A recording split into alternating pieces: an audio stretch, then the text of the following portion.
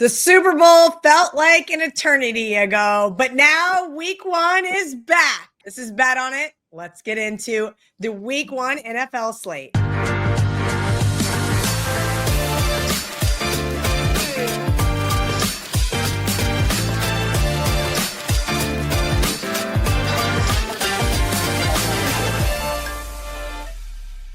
Kelly Stewart here with Barko, D'Angelo, and Gianni, the Greek. Guys, we've been anticipating this moment for a really long time. These lines have been out basically since May. I feel like we have talked about the NFL ad nauseum here at wagertalk.com, whether it's divisional previews, Super Bowl previews, regular season win totals. I'm ready for the season to get started, but I'm already sweating my survivor pick. We're going to get into some of those here in just a little bit. But first, we're going to get into those primetime games. Thursday night football. Dallas is an 8-point underdog at Philadelphia. 47.5 here is the total VR. Break down this NFC East rivalry. Well, listen, gun to my head, you're going to force me to take the points here with the Dallas Cowboys, especially now that it's up over a touchdown. This was at 6.5 at one point, got to 7, 7.5, now 8. And you could even find 8.5. And who knows where it will end once the teasers start rolling in and the books have to protect themselves against the teaser. So the possibility that it gets up to that 9 is a lot greater than it getting back to 7, because if the betting syndicates were going to get down on Dallas, they would have done it already, able to get 8.5 out there. So be cautious there. And if you like Dallas, I think you should wait. If you like the Eagles, you probably missed the boat because, like I said, it should just continue to climb as the teasers start rolling in. But look at the history of this series. Last year, Eagles dominated. That's a rarity. If you look over the last 10 games, I don't even have to look. It'll flip a coin. I bet they're close to 50-50. You look over the last 20 games between these two, don't have to look. Flip a coin, close to 50-50. Home, away, really doesn't matter. Like they each team has probably won 5 of the last 10 straight up. The other team won 5 of the other 5. One covered 5, the other covered the other 5. Like that, they just split. They play tough games regardless of the type of season. It's just that kind of rivalry. And I think Dallas is, again, I don't expect Dallas to have a great season. I bet to know that they will not make the playoffs. But this is week one. You've had time to prepare for one team and one team only. And you know the Super Bowl champs are who you're playing. Not only a rival, but they're now the defending Super Bowl champs. I think all the concern about Dallas's now defensive line, I don't think that's going to be a problem. They were loaded before that. I think they're going to give the Eagles some pressure there because that's what the Eagles are going to have to do. Protect Hurts, get that running game going. But let's not forget, Barkley's coming off a 2,000-yard season. You got to expect a regression. In fact, you got to expect a regression from the entire Eagles offense that had that kind of outlier season. Just look at their red zone efficiency. Finally, talking about the red zone efficiency, if you look at the Eagles have one of the top 5 home field advantages in the NFL going into 2025 season. With that said, for Dallas, it really doesn't matter. In fact, they did better on the road last season.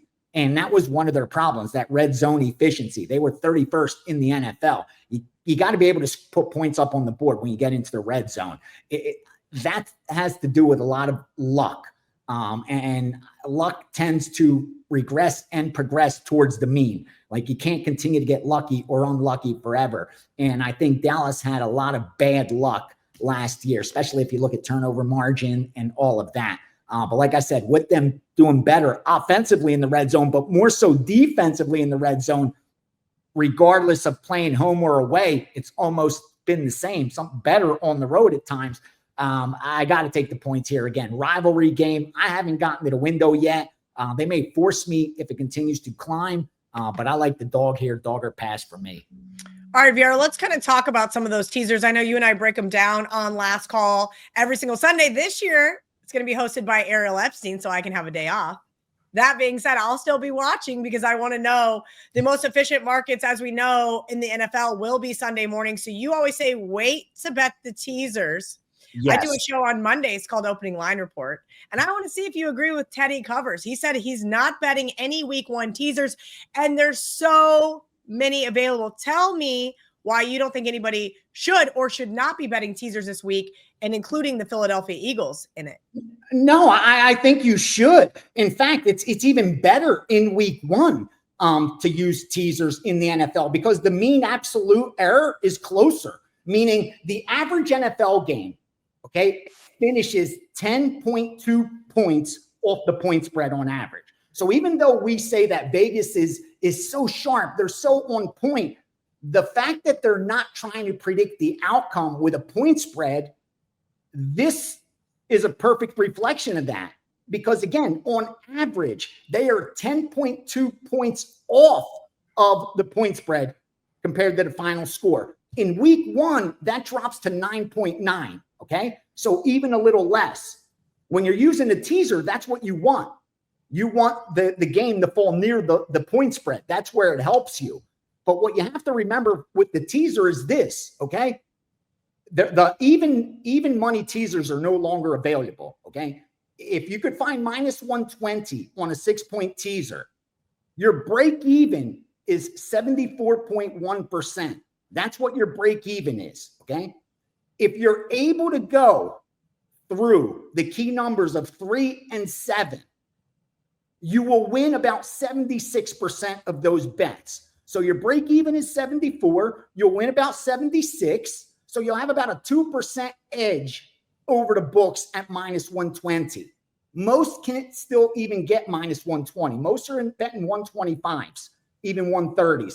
You can't go above 130. I say don't even go above 125 if possible. Because again, you're making your edge even smaller, maybe a 1% edge, and you're going to have a lot of volatility that way, which is why we've changed it up with how I do it. I like to look at more closer to the closing line because I want the market to be as efficient as possible.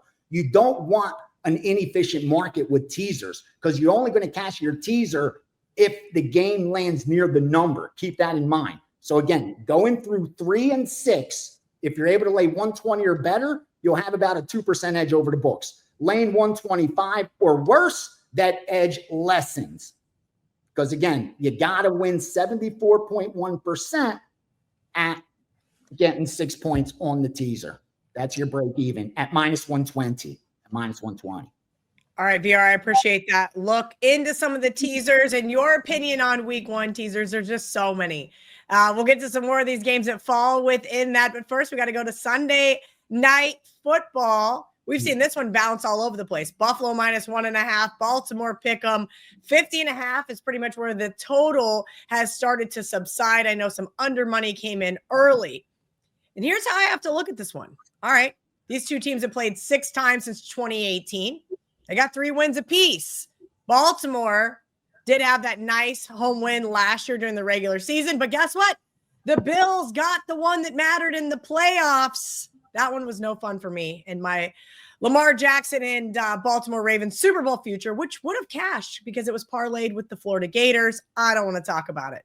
I know why the under money's come in. 6-1-1 in the last 8 meetings between these two. Look, let's take out everything we saw in preseason. Let's take out everything we saw last year. Let's look at these two teams on Sunday Night Football. I don't think there's a lot of value here. The Bills don't lose games at home.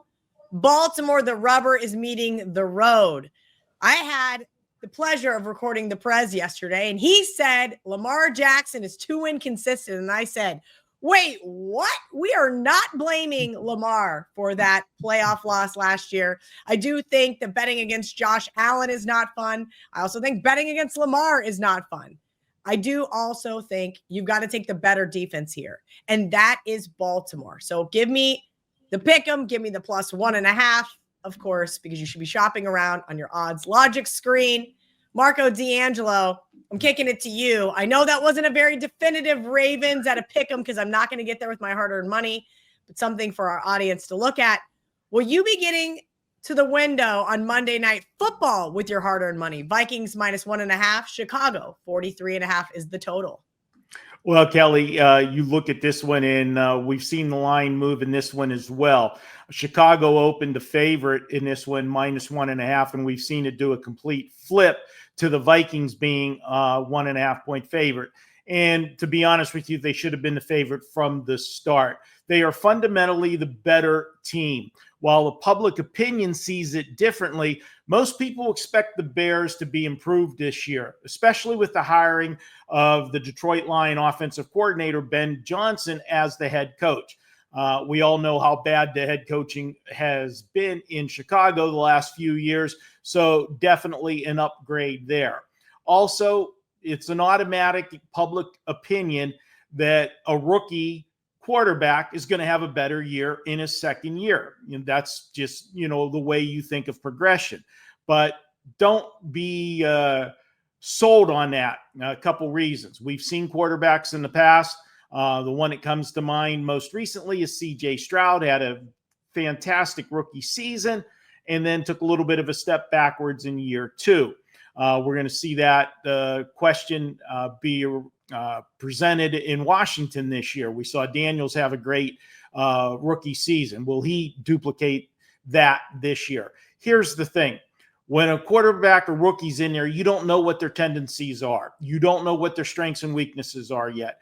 You've got game film from college, okay? You don't know properly how to game plan them. When you've had a full year of them in the NFL, defensive coordinators are going to prepare differently. Now, to make matters worse, but it could be a plus as well for Chicago, depends which way you look at it. Caleb Williams is going to have to learn a new offense this year, okay? And I go back to Cleveland and Baker Mayfield, and remember how many offensive coordinators and head coaches he went through early on in his career. And I think it really hurt him because he had no consistency early on. We've seen he's played much better since he's had stability at Tampa. Caleb Williams, this could be a breakout season for him under Ben Johnson, but there's going to be a learning curve, okay? They didn't get a lot of playing time in preseason. And again, what do you learn in preseason going against vanilla defenses? He is going against one of the best defenses in the NFL. And the question mark with Minnesota this year is J.J. McCarthy. What's he going to be at quarterback? We know what the Vikings did last year. Sam Darnold had a career year, led them to the playoffs, and it fell apart in the end there. But they had a fantastic season. If you remember, before Sam Darnold took over, the only reason he took over was J.J. McCarthy got hurt in preseason. This was supposed to be McCarthy's team. So that great success last year that Minnesota had, was it Darnold or was it the system? I'm going to go with the system and Kevin O'Connell. I think he's a great offensive mind, and I think Minnesota is going to be just fine. I think heading into week one, going on the road on a Monday Night Football is not ideal. The crowd will be crazy. Monday night home field, slight home dog, but I've got the better team, I think, roster-wise with Minnesota. I think they are better set to start the season. It's just going to be plug and play with McCarthy, and I'm going to go with the better defense here. And we're going to take Minnesota. Should be a fun game on Monday Night Football. Don't expect a shootout, but I'm going to take the Vikings on Monday night to open up the season. All right, Bears, another possible teaser spot there, but we're going to just digress and get right into the Steam report. Get those odds logic screens open. oddslogic.com/ace, ACE, to get yourself a 1-week free trial. VR, that train is running down the tracks, and I need to know, these lines have been out for months. But let's hear who's getting steamed here leading up to NFL Week 1. Yeah, and I'm going to focus in on the moves that got multiple groups on top of them and where I haven't seen resistance. Start off Friday, Kansas City and the Chargers over 44, over 45 is the public that's also betting that game over. That'll probably keep pushing that number. Go on to Sunday, 458, Indianapolis Colts at a pick'em. 460, Jacksonville, -2.5 and 3. 464, Cleveland, +6 and over 45. 467, Arizona for -4.5 up to -6. Detroit and Green Bay under 49.5, 49 and under 48. Houston and the Rams under 46. 479, Baltimore +2 and the under 53 and 52. And finally, Minnesota from +1 to -1. So those are some of the NFL moves, but keep your eye on Odds Logic heading into the weekend. You'll start to see a lot of movement. That's when they'll start taking advantage of a lot of the first quarter lines, first half lines, player props, especially as the public gets to the window and starts forcing a lot of line moves. Because again, even though the public doesn't get respect, they bet a lot of money when it comes to the NFL, and money moves lines. When the books have a ton of risk, they're going to try to entice action the other way. They got to write some tickets on the other side. And that's where you'll see a lot of betting syndicate getting involved on game day. So best of luck, whether you follow or fade. Hope you do some damage with the info. All right, let's get into those barking dogs. My favorite segment, of course, of each show, because I want to know who's winning outright. I'm addicted to that plus money. There's been a lot of overlap. I'll say I do a script for us on Mondays. Marco's like, damn it, I wanted this game. And then I go to type it in and VR is already on it. And I try to give you guys a lot of a parity here, right? Instead of overlapping. But this was a game that I wanted as well. Marco, you like the New York Giants. Tell me why maybe the Commanders are not a good survivor pick this week. All right, Kelly. Well, there's plenty of excitement in Washington. I alluded to that in the last segment. You've got a rookie quarterback that had a sensational season. They made the run to the playoffs. They won a playoff game. So obviously expectations are high in Washington. Well, you know what? When expectations are high, that also means the line's going to be inflated. And we look at this one. Washington comes in here as a 6-point favorite. Last year, when they played in the first meeting in Washington, the Commanders were just a 1-point favorite. Now, Washington did win both meetings last year against the Giants, but they only won them by 3 and 5 points. Are you going to tell me really that there's that much of a difference this year from last year to this year in these two teams, that there's justifies a 5-point move from what the line was last year? Washington, yeah, on paper, they should be better, and you would expect Daniels to have progression this year. But as we said, that's not always the case. And the Giants, a division rival that knows this team well, and I've got to look at this Giant roster from this year to last year. You know, last year they were coping with life without Barkley. This is year 2. I think they're going to be better. You know, the quarterback situation, whether you like it or not, Russell Wilson is going to be a little more have stability for them. I think they stay in this game right to the end. And Washington is a young team that's just learning how to win again. I can't lay 6 points with them in this one in the home opener. I'm going to go ahead and take the Giants. I think this game goes right down to the wire, field goal either way. And let's go ahead and make Kelly happy and make it the Giants 23-20, pulling out the upset. And just, you know, remember the last couple of years, there's been one of those favorites that's been a home favorite that on paper has not looked like they could lose outright. Remember last year when the Cincinnati Bengals took out, I think, about half of the survivor pool here in town? Who's going to be that monstrosity this year? Yeah, I know. Trust me. I've looked at the Eagles on Thursday night. I've looked at the Commanders. I don't want to play the divisional game. We're going to get to it in the best bet segment because it worked for me last year, at least from a survivor standpoint. VR, the Jets. If you guys look on the odds logic screen, you can maybe find yourself a 3. VR, let's talk about the Jets, why you like them on the money line, and the difference between that 2.5 and, of course, that 3. Jets, Jets, baby. Yeah. Again, the NFL 3, they're charging so much now. Like you can't even get it for less than -130 in most spots, taking off the 2.5. Like they go from +2.5 to +3. Most are now charging over that 130 price. And if that's what you're paying, don't do it. You're not getting a better number. You're paying for it. And based on the money line that you're being charged, you're overpaying.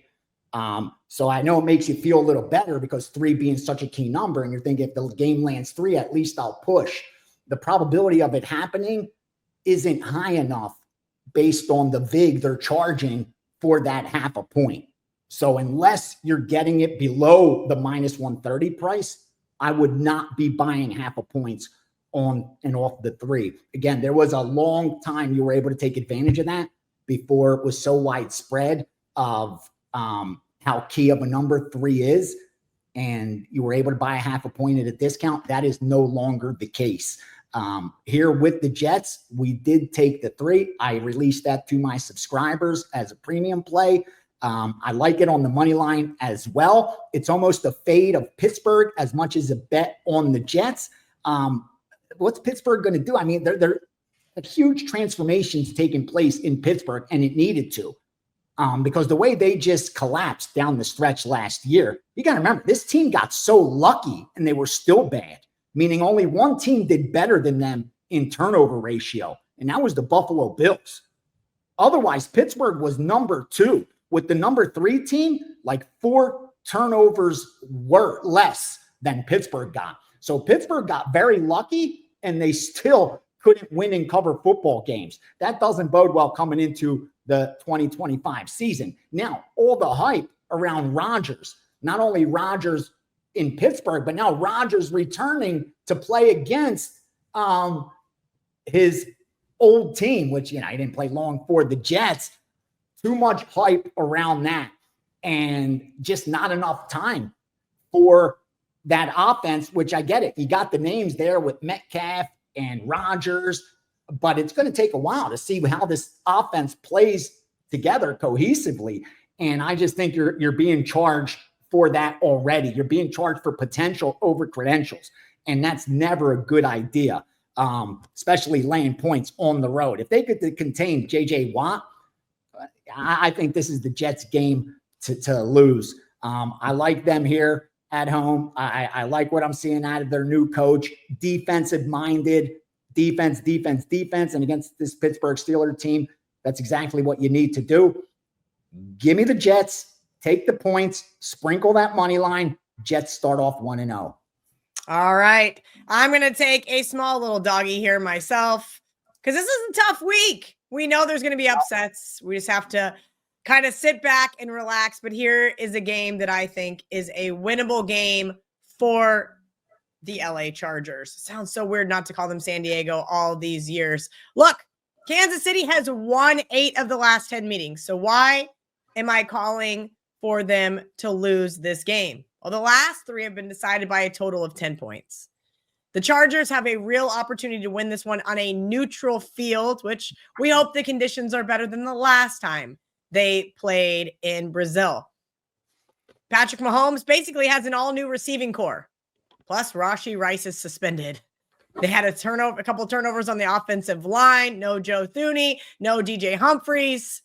I expect the Chargers to take advantage here of the team with the Super Bowl hangover. We all know how bad it is for the team that loses the Super Bowl to come out in the next season and get a win week 1. I get it. It's the Kansas City Chiefs. You guys think that me betting against this team is not the smartest thing I've ever done. Would I have liked to have gotten the 3.5? Of course.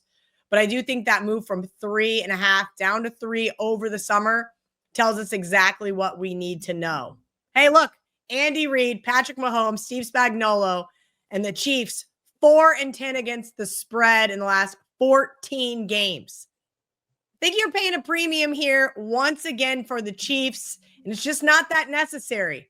Could be a 21-20 final, and it wouldn't surprise me in the slightest to see the Chiefs win by a game-winning field goal. But give me the Chargers plus the 3. Give me the Chargers on the money line.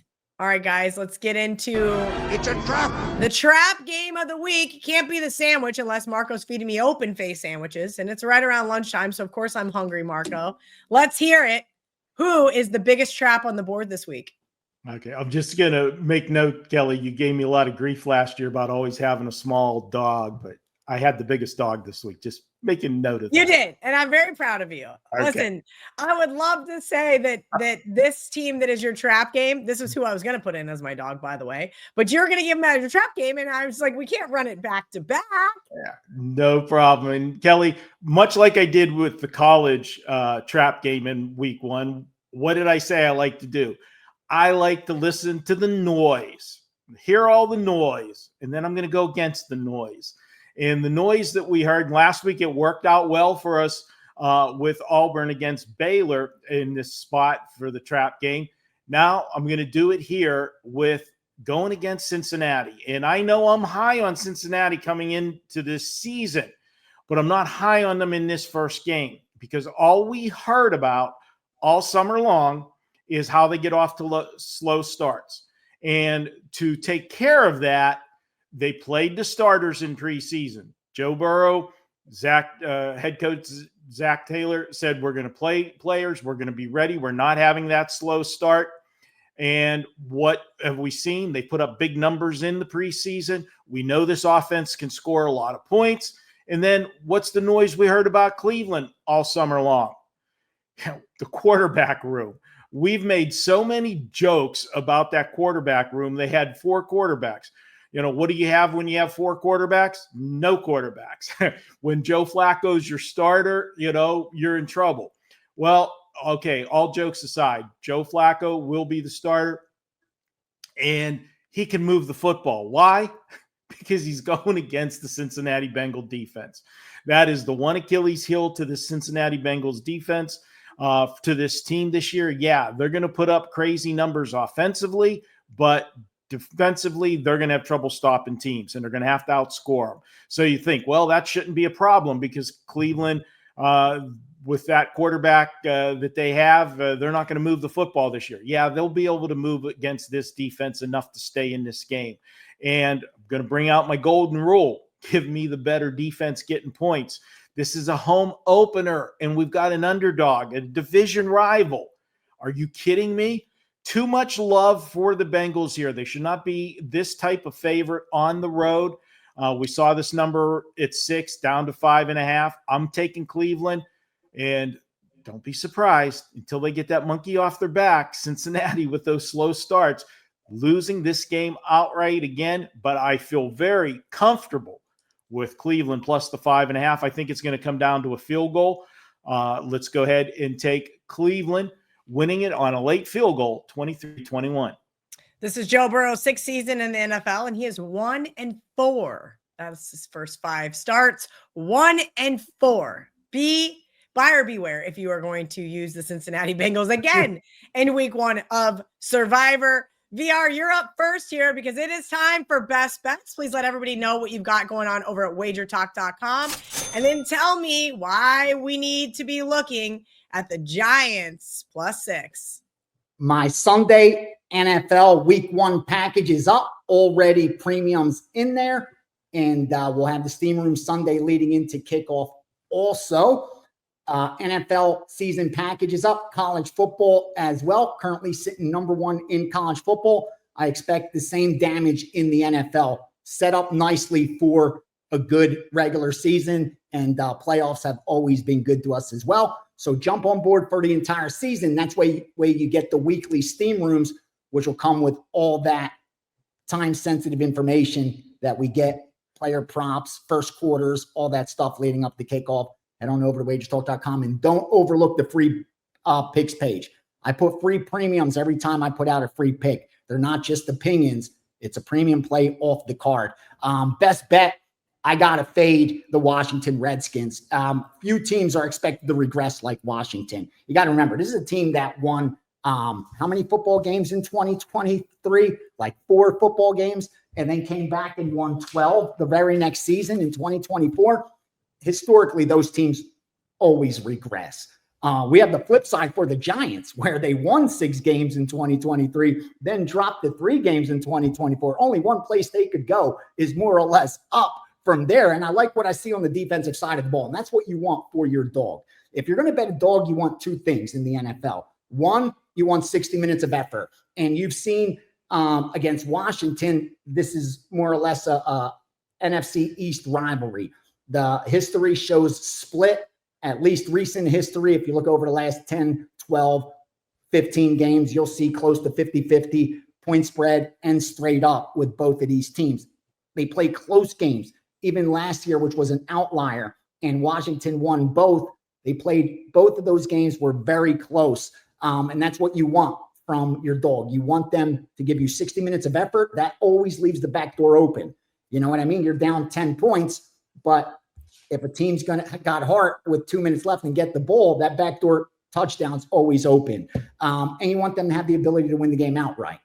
That's key, especially in the NFL where we see, even double-digit dogs can win outright. And this is one of those dogs that I think really can win outright because it's such a big game for them in week one that the Giants can't allow what's happened to them in the past. And they've been outscored in the first game of the season over the last 2 years, 68-6.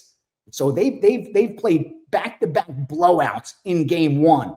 I think you have a lot of new pieces, new attitude, coaching. I think you're going to get a full effort from the New York Giants. I think you're going to get a regression from the Washington Redskins. You have almost the perfect storm, overvalued versus undervalued. Give me the 6 points with the Giants. Rest assured, Washington will be one of the most heavily teased sides on Sunday. Be careful with that. Be careful. I sprinkled a little something on the Giants money line. I think it's a very winnable game for them.